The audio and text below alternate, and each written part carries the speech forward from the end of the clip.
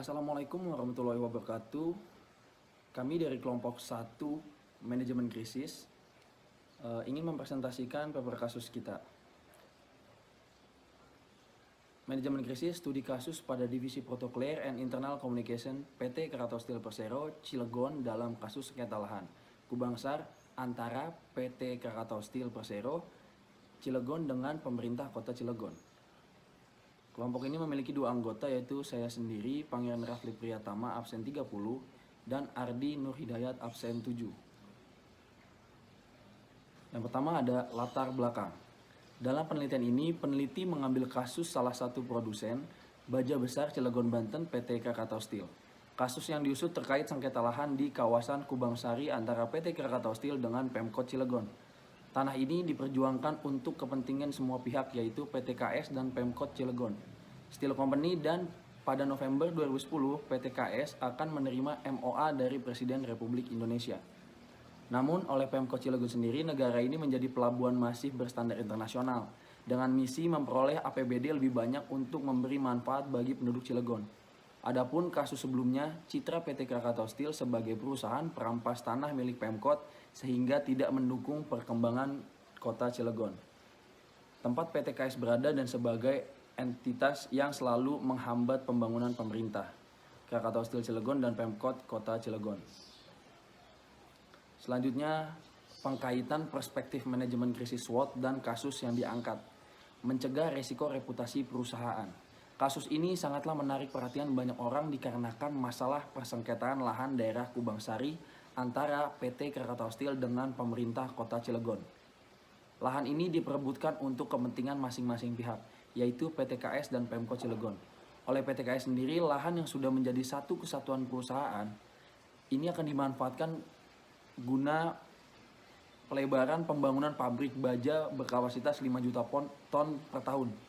Mengingat pada tahun ini PT KS akan bekerjasama dengan perusahaan baja paling terkemuka Korea Pohang Steel Company. Dan pada November tahun 2010 PT KS akan mendapat MOA dari Presiden Republik Indonesia. Ingat, ini bukan lagi MOU. Selanjutnya, menganalisis resiko. Setiap resiko reputasi yang dimiliki perusahaan hampir dapat ditebak ataupun diprediksi alurnya. Radar resiko reputasi internal adalah penilaian reputasi perusahaan yang dapat menentukan opsi pilihan tindakan yang terprediksi seperti keputusan untuk mengambil langkah-langkah, keputusan perencanaan Republik Indonesia. Ingat, ini bukan lagi MOU. Selanjutnya, menganalisis resiko. Setiap resiko reputasi yang dimiliki perusahaan hampir dapat ditebak ataupun diprediksi alurnya. Radar resiko reputasi internal adalah penilaian reputasi perusahaan yang dapat menentukan opsi pilihan tindakan yang terprediksi seperti keputusan untuk mengambil langkah-langkah, keputusan perencanaan, keputusan akhir. Guna untuk menghindari resiko reputasi tersebut. Resiko harus dipikirkan karena untuk meminimalisir tingkat resiko negatif yang tidak menguntungkan perusahaan. Terkait kasus sengketa lahan, maka citra PT Krakatau Steel sebagai perusahaan yang merebut tanah milik Pemkot, kemudian tidak mendukung pembangunan kota Cilegon di mana PT KS berada, dan sebagai pihak yang senantiasa menghambat pembangunan pemerintah demi kesejahteraan rakyat. Melalui hal ini, PT KS mengalami krisis organisasional terkait citra perusahaannya. Masyarakat, beberapa kalangan, jawara, dan LSM sangat banyak yang condong pada pemerintah, dan PT KS seakan tidak banyak mendukung. Ini terlihat dari pemberitaan pada media, kemudian demonstrasi oleh beberapa kelompok masyarakat, kemudian selain itu kasus sengketa lahan PT. Selanjutnya, hasil pembahasan. Berdasarkan data yang diperoleh dari pekerjaan yang dilakukan oleh PT KS, kita dapat melihat bahwa media adalah sarana konflik. Jika media tidak memamerkan berita tentang Kubangsari, publik tidak akan mengetahuinya. Seperti yang mereka lakukan sebelumnya dengan PT DSP, di mana media tidak dapat diakses. Asal mula krisis PT KS adalah ketika ada berita di surat kabar dan radio lokal. Banyak media cetak lokal Banten, khususnya Cilegon, dari semua laporan berita mendiskreditkan PT KS cenderung mengarah ke pemerintah kota Cilegon. Selanjutnya, tahapan krisis. Krisis pada PT Krakatau Steel sebenarnya melalui tahap prodromal atau yang bisa disebut dengan warning stage. Berikut 4 fase yang dilalui PT KS adalah: yang pertama, fase prekursor. Yang kedua, fase akut. Yang ketiga, fase kronis. Dan yang keempat, fase revolusi. Fase prekursor. Ada beberapa tanda bahwa yang perlu diperhatikan dalam fase ini, tetapi manajemen tidak peka terhadapnya. Berdasarkan konflik antara PTKS dan PT DSP, ketika PTKS menerima HGB, PT DSP tiba-tiba mengambil alih sebagian negara dengan HGU yang sudah mati. Setelah itu, BPN tiba-tiba mencabut persetujuan beberapa properti HGB PTKS. Dari sini ada masalah dengan BPN yang bekerja lebih jauh untuk membela PT DSP. Untuk selanjutnya akan dilanjutkan oleh rekan saya, Ardi Nur Hidayat. Selanjutnya, saya akan menjelaskan tentang fase prekursor. Ada beberapa tanda bahaya yang perlu diperhatikan dalam fase ini, yang dimana pada manajemen ini tidak peka terhadapnya. Berdasarkan konflik antara PTKS dan PT DSB, ketika PTKS menerima HGB, PT DSB ini tiba-tiba mengambil alih sebuah perusahaan itu dengan sebagai negara dengan HGU yang sudah mati.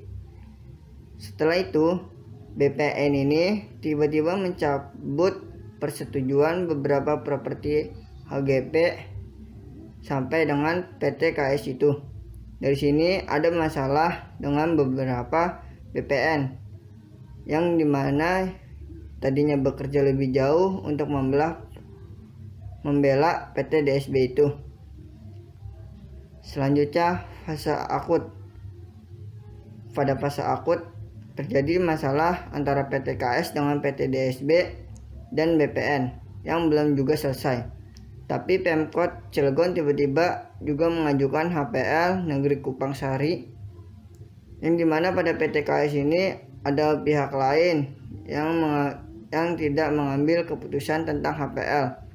Maka pemerintah kota Cilegon justru mengeluarkan pernyataan media tentang sengketa tanah tersebut. Namun kabarnya seolah-olah PTKS ini menyita tanah dari Pemkot Cilegon, seolah-olah sudah ada sejarah hukum PTKS menggunakan PT DSB itu sendiri, dan BPN ini mengaitkan dengan HPL yang jauh sebelum masalah dan berdampak luas pada perusahaan PTKS itu. Dampak yang paling mengganggu ketika kegiatan ini ialah terkait dengan Pemkot Cilegon yang dilakukan dengan perizinan hingga dengan perlibatan dari wali kota itu sendiri. Semuanya ditolak dan sangat dipersulit. Selanjutnya, fase kronis. Pada fase kronis ini terjadi antara PTKS sedang merencanakan, dan setelah itu PTKS ini melaksanakan dua program manajemen krisis, yang dimana pertama itu program pemulihan sosial dan program perawatan hukum. Akhirnya HPL ini pada PTKS ini memutuskan akan dibuat dan proyek Krakatau posko yang akan dipegang itu. Selanjutnya, fase resolusi. Pada fase ini terjadi ketika krisis mulai diatasi, yang belakangan ini terjadi antara PTKS yang mencoba menandinginya dengan memprogram CSR untuk mempertahankan sikap yang sama pasca krisis ini.